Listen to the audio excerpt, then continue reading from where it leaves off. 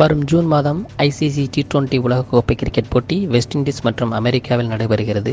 இதற்கான இந்திய அணியில் விராட் கோலி சேர்க்கப்பட மாட்டார் என்ற தகவல் வெளியாகியிருப்பது மிகுந்த சர்ச்சையை ஏற்படுத்தி உள்ளது. அமெரிக்கா மற்றும் வெஸ்ட் இண்டீஸில் அமைக்கப்படும் ஆடுகளங்கள் தோய்வாக இருக்கும் என்பதால் அது விராட் கோலியின் பேட்டிங்கிற்கு சாதகமாக இருக்காது என்று கூறப்படுகிறது. இதனை காரணம் காட்டி விராட் கோலியை இந்த தொடரில் சேர்க்க வேண்டாம் என்றும் இளம் வீரர்களுக்கு வாய்ப்பு கொடுக்க பேச்சு நடைபெறுவதாகவும் செய்திகள் வெளியாகி உள்ளது. இந்திய T20 கிரிக்கெட்டுக்காக அதிக ரன்கள் மற்றும் 4000 ரன்களுக்கு மேல் சர்வதேச T20 போட்டியில் அடித்த ஒரே இந்தியன் என்ற பெருமையை விராட் கோலி படைத்திருக்கிறார்.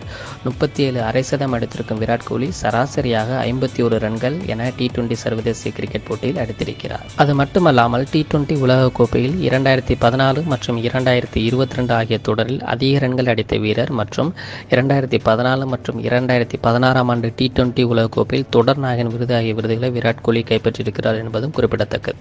இந்த நிலையில் விராட் கோலி சேர்க்கப்பட மாட்டார் என்ற செய்திக்கு எதிர்ப்பு தெரிவித்துள்ள இங்கிலாந்து கிரிக்கெட் வீரர் ஸ்டூவர்ட் பிராட், இந்த செய்தி உண்மையாக இருக்கக்கூடாது. நான் ரசிகர்களின் பார்வையில் இருந்து கூறுகிறேன். T20 கிரிக்கெட் வளர வேண்டும் என்பதற்காகத்தான் ஐசிசி தற்போது இந்த போட்டியை அமெரிக்காவில் நடத்துகிறது. இந்தியா பாகிஸ்தான் போட்டி கூட நியூயார்க்கில் நடத்த திட்டமிட்டு இருக்கிறார்கள். விராட் கோலி போன்ற வீரர் உலகின் எந்த ஒரு பகுதியில் விளையாடினாலும் அவருக்காகவே பெரும் அளவில் கூட்டம் சேரும். இதற்காக விராட் கோலியை இந்த அணியில் தேர்வு செய்ய வேண்டும் என்று பிராட் கூறியிருக்கிறார். ஆடுகளம் தொய்வாக இருந்தாலும் விராட் கோலி நிலைத்து நின்று ஆடி கடைசி வரை களத்தில் நின்று ரன்களை சேர்க்கும் திறமையுடையவர். இதனால் இந்த முடிவை அவர்கள் பரிசீலனிக்க வேண்டும் என்று அவர் எடுத்துரைத்துள்ளார்.